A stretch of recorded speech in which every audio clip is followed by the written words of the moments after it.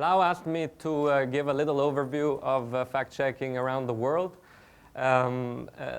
Because I have an invented job, which is, to run the International Fact-checking Network, this is obviously a topic that I am passionate about. So I'm going to do a little bit of the prehistory, and then I'm going to look at what the challenges right now are, what the impact is, what research there is. I hope this isn't boring. When it is, just start throwing stuff at me. So fact-checking in its current guise was born in America in 2003 with factcheck.org, a project of the Annenberg Center at the University of Pennsylvania. It became famous in the election of 2004 during the vice presidential debate between these two gentlemen. Maybe you remember them, one essentially a war criminal, the other a horrible person for what he did. Well, that's all you've got.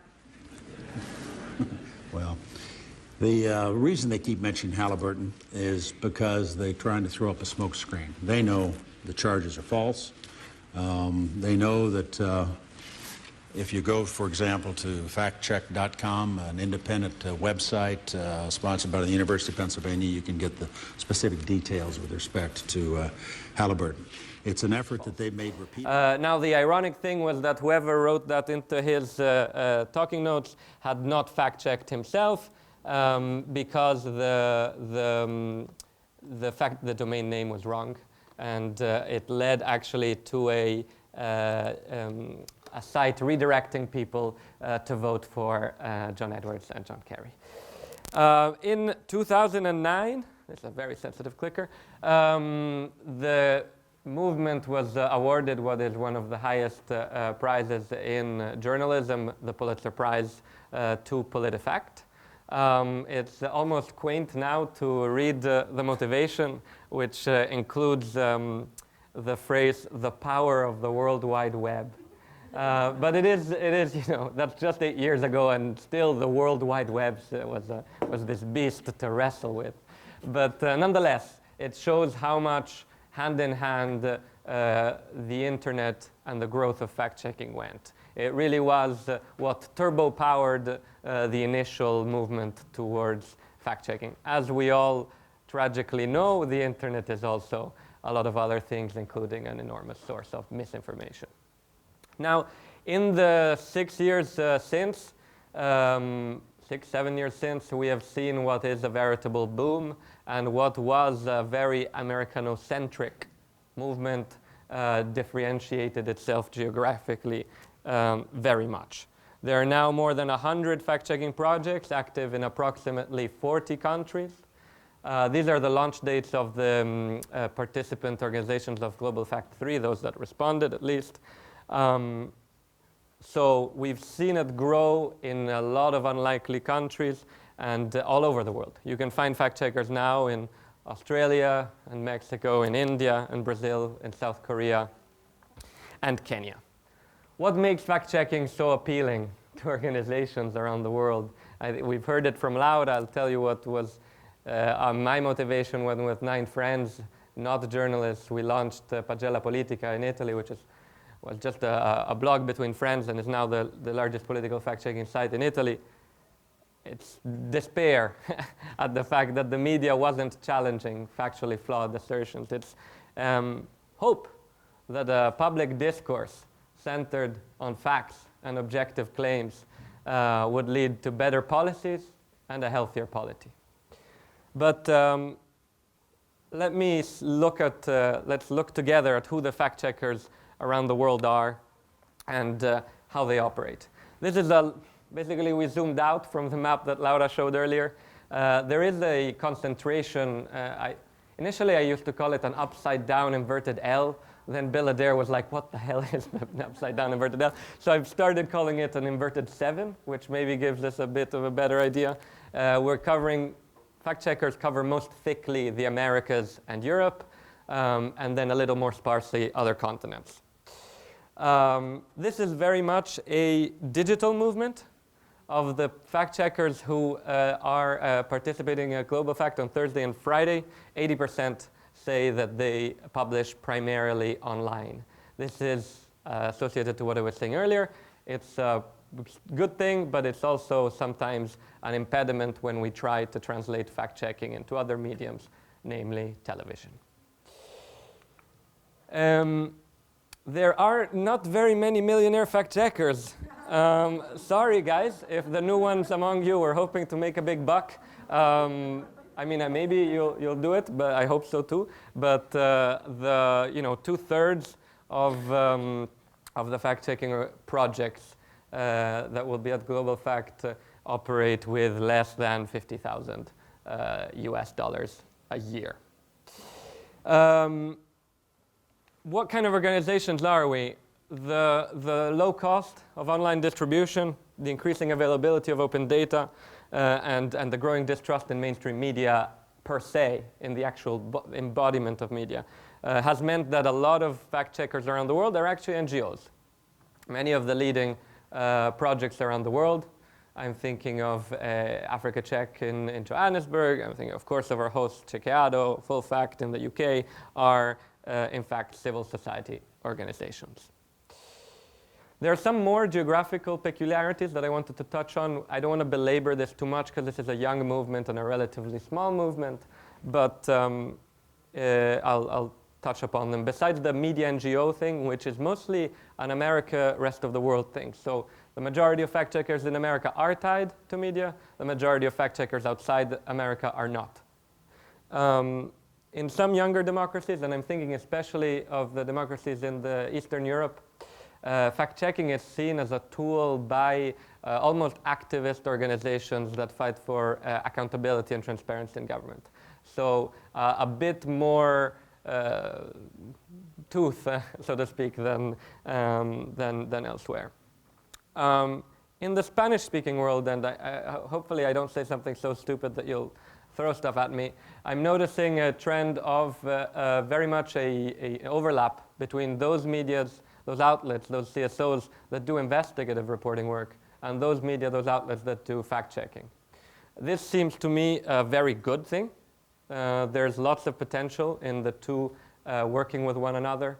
The investigative reporting is ideally the best source for fact-checking, and vice versa. Daily fact-checking tied to the news cycle, tied to the political claims, is the best way to give continued exposure to investigations that otherwise make a big bang and then gradually die out of the public attention. Just looking at the participants list for LATAM, a few days ago I noticed at least 4 organizations that were reporting partners for the Panama Papers: Consejo de Redacción, Efecto Cucuyo, Ojo Público, Univision, of which 3 already run fact-checking initiatives, namely Colombia Check, Ojo Biónico, and Detector de Mentiras. The same can be said of the 2 Spanish projects that have fact-checking initiatives. El Objetivo, which will be at Global Fact, and El Confidencial, both reporting partners of the Panama Papers. So earlier I said the movement is less Americanocentric than in the past, and I think this is particularly true and in fact in America. I'm making a head like this to journalists that they should be looking outside. Just as we all very much look to America for inspiration for our projects, they should be looking, as the fact-checking movement there becomes a teenager, they should be looking outside their borders for inspiration, especially in terms of formats. And one format I want to touch upon is television, that in this election season in the US has, despite millions of page, the main 3 fact-checkers in the US get millions of page views, very large operations. And yet, with a phenomenon that we will touch upon recently in a few moments with the big hair, they are struggling to actually change the narrative, and in part that is a struggle and a failure of television. Something may change, but let's see what I mean precisely about this failure. Hopefully the audio will be a bit better, otherwise I'll play Trump as well. Do you think we can? This is a debate last summer.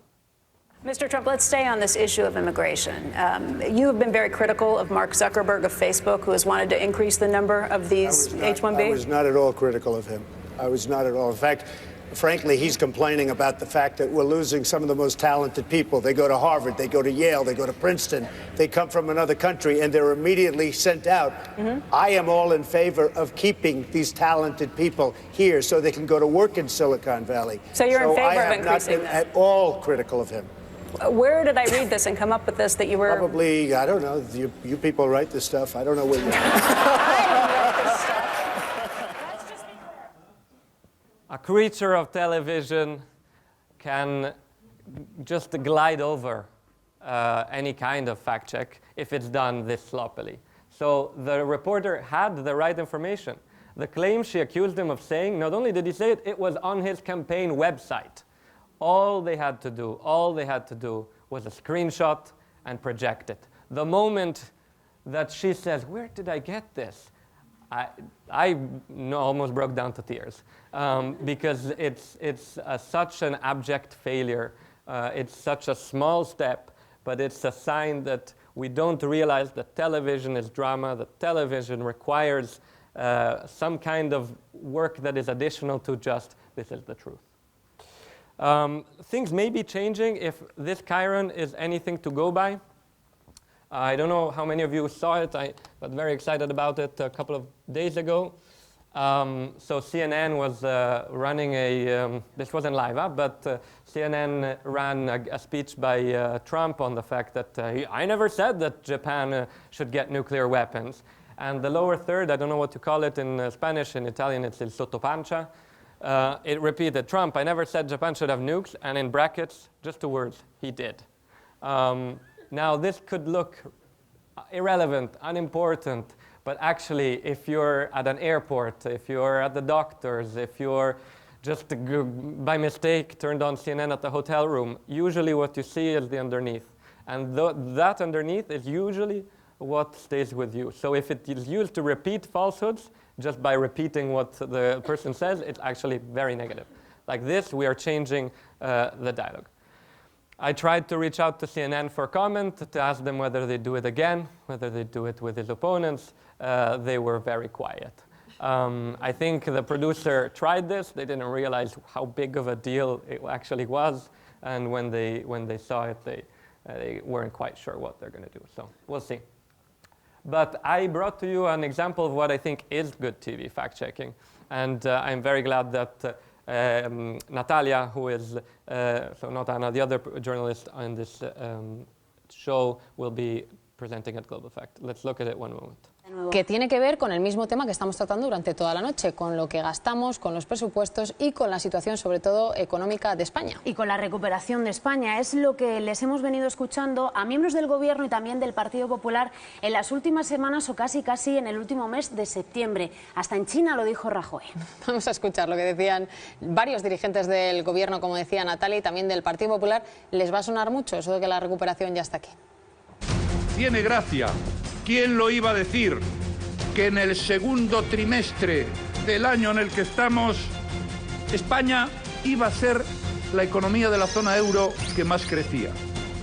¿Quién lo iba a decir? Somos el país de la zona euro que más está creciendo, por encima de la media. Cogimos un país al borde del rescate y hoy es el país que más crece de la zona euro. El Partido Popular ha evitado el rescate de este país, le ha dado la vuelta a la situación y ahora somos el país que más crece de toda la Unión Europea. Y es el país de la zona euro que más ha crecido. El país que más crece de la zona euro. España ha pasado de ser una rémora para Europa a ser el país en el segundo trimestre del año que más ha crecido de la Unión Europea. Somos el país de la eurozona que mayor crecimiento ha experimentado en el segundo trimestre del año. Del país que más crece dentro de los países que compartimos el euro. No de los que más, el que más.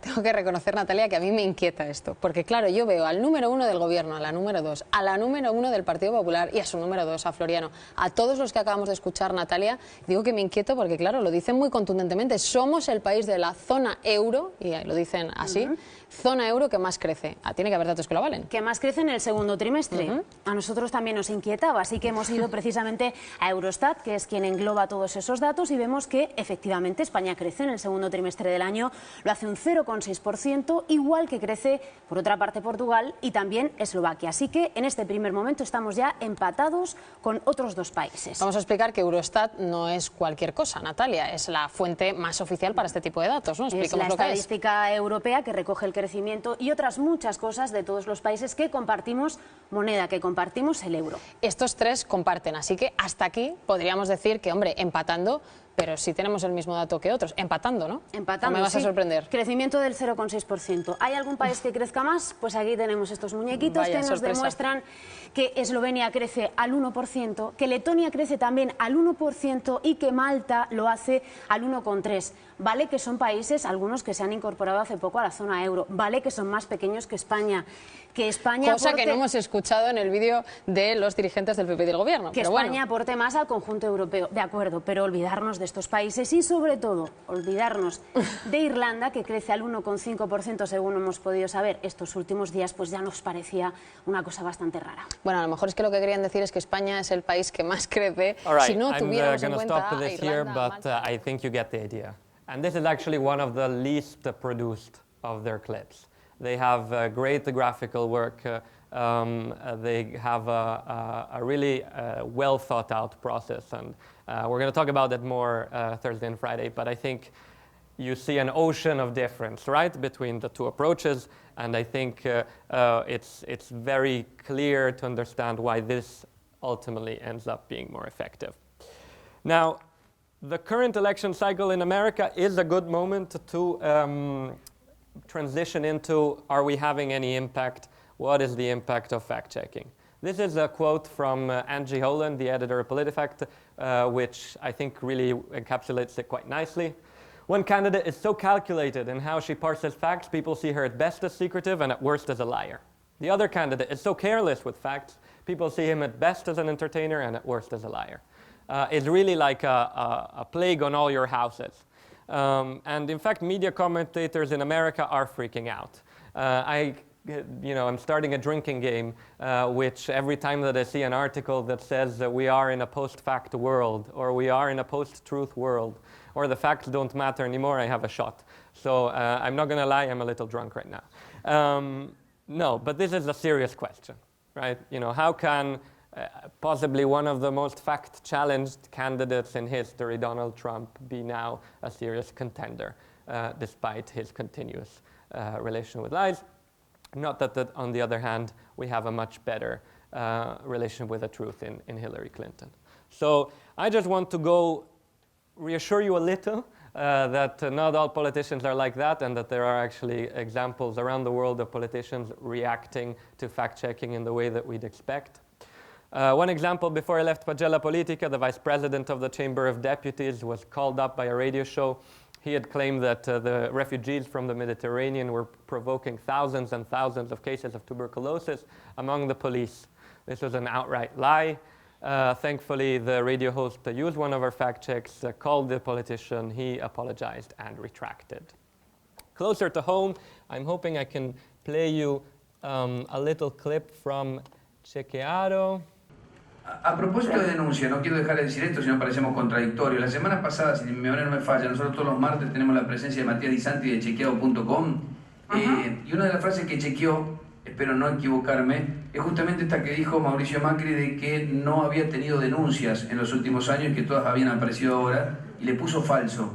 Hay una media docena de denuncias de corrupción sobre la gestión. Lo quiero decir porque si no parece que no te lo estoy diciendo. Es probable que Mauricio ni las conozca, porque pueden ser denuncias de correcto, pero entonces para no decir que no existen, sí, porque sí existen. Sí, no, yo no dije que no existieran, porque después yo lo vi a lo de chequeado, así que eso lo corregimos y nunca más lo dijimos. Eso lo corregimos y nunca más lo dijimos.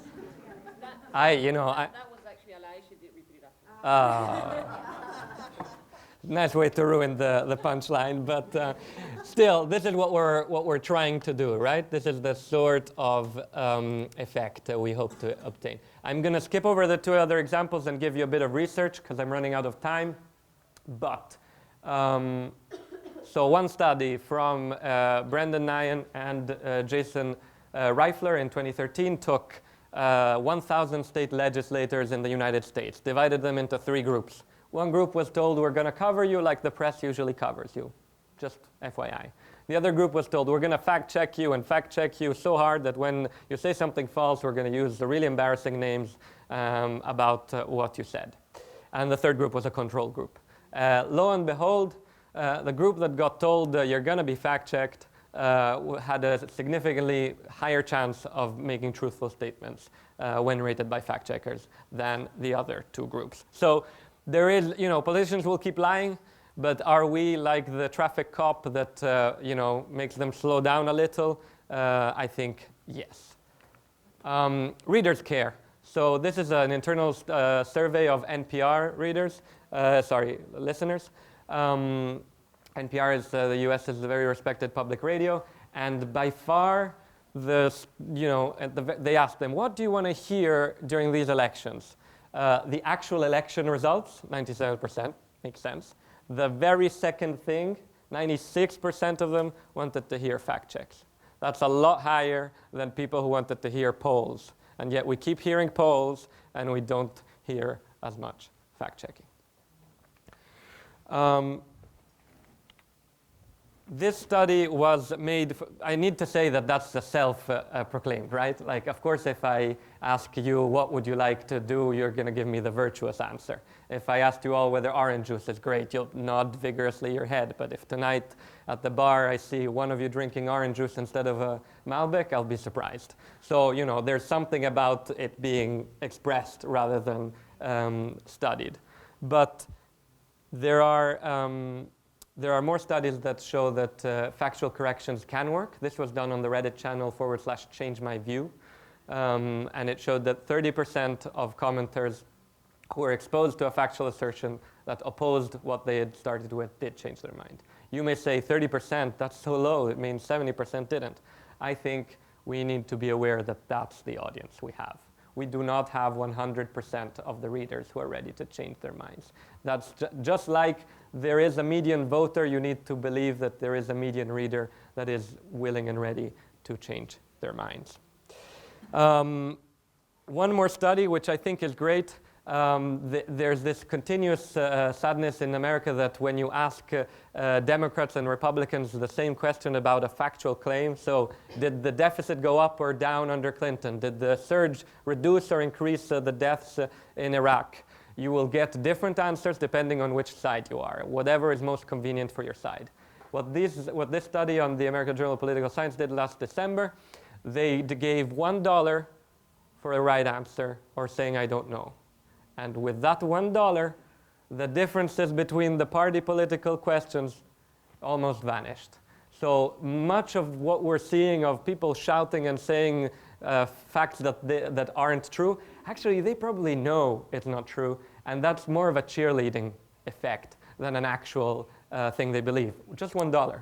So maybe we need to pay people to vote. I don't know. That's a terrible idea. Don't quote me. All right. I'm going to shut it down with a few key trends and challenges, with apologies for taking more time than was due. We have a lot of challenges in this field. One is human nature. It's true. Confirmation bias and motivated reasoning are a central way of how people consume information. They look or spot or find stuff that backs up their pre-held opinions. And this can go even to the extent where if you correct someone on something they care a lot about, they're going to close even further on it and not change their mind. It's called the Backfire Effect. And if it seems remote, I'll give you a quick example of my own mother, who, when I was on TV in Italy presenting the fact that prices had not doubled with the euro, I had my graphs, it was wonderfully produced, or if I can say so myself. I called my mother later, and she's like, oh, son, you looked fantastic on TV. Thank you, Mom. And then she says, but the prices, I saw them double in the market. I don't believe you. My own mother, right? So with an Italian mother, she loves me dearly. So with claims close to someone's belief system, it's hard to make a change. 2, we need to find new formats, and you guys are actually pros. Many of you guys are pros at this. How can we lose the hyperlink to which many of us are wedded to, because it is our proof that we aren't making these things up. We have sources to back what we do. But move into new formats like Snapchat, like bots, like annotation. I am confident that we're going to be able to. The Washington Post Snapchat fact-checking was the most viewed Snapchat on the political channel last year. Thirdly, this is a new challenge. Fact-checkers need to find a way to break through social media echo chambers. Facebook gives us two challenges. One is that it is a source for, because it's what is viral or what is entertaining travels much more than what is accurate, it is a source of a lot of the misinformation. And more difficult for us is that actually what you consume is determined by an ever less transparent algorithm that starts from anyway what you've liked and shared. What you've liked and shared tends to be things you agree with. So if you tend to like and share fact checks, or if you tend to like factually supported claims, you're going to see more of that. If you tend to like conspiracy theories, that's more of what you're going to get served. We need to find a way to reach that other audience, otherwise we are preaching to the choir. Fourth, we need to introduce new metrics to measure our impact, and I'm very excited that Lindsay is here both for this and the next conference. When I sent out to global fact checkers a few suggestions of how we should be measuring our impact, we should be measuring it in the same way that we measure our traffic, on a daily basis, and it should be part of our strategies. And three ideas were, we should measure the amount of times the fact check was used by other media to adjudicate a claim. We should measure how much a certain claim continues to spread after the publication of the fact check. And that's easier and easier now on Twitter with some of the tools that are out there. I'm thinking of Rumorlands. And we should measure whether readers actually change their minds after our fact checks. This we can't do all the time, but at Pagella, for example, we ran a study with Brendan and Jason that will be presented Friday, and maybe every couple of years we should take a reality check and see, are we having the effect that we want? Finally, business models. Here's my question to the room. Which will be fact checkers' Storyful? I don't know how many of you know Storyful. It is a giant in the verification space, so photos and social media content. It was acquired by News Corp in December 2013 for $25 million US. Now, I'm not hoping that one of the fact checkers gets sold to News Corp in particular, but we should be looking continuously at ways to scale, to reach, to use technology to superpower our work in order to have a greater impact. These are heady challenges, but I think we are lucky to work in a field of accountability journalism where these are the questions we face almost every day. So hopefully we'll be honest enough to recognize our own limitations and perseverant enough to find at least some of the answers to these questions. Thank you very much.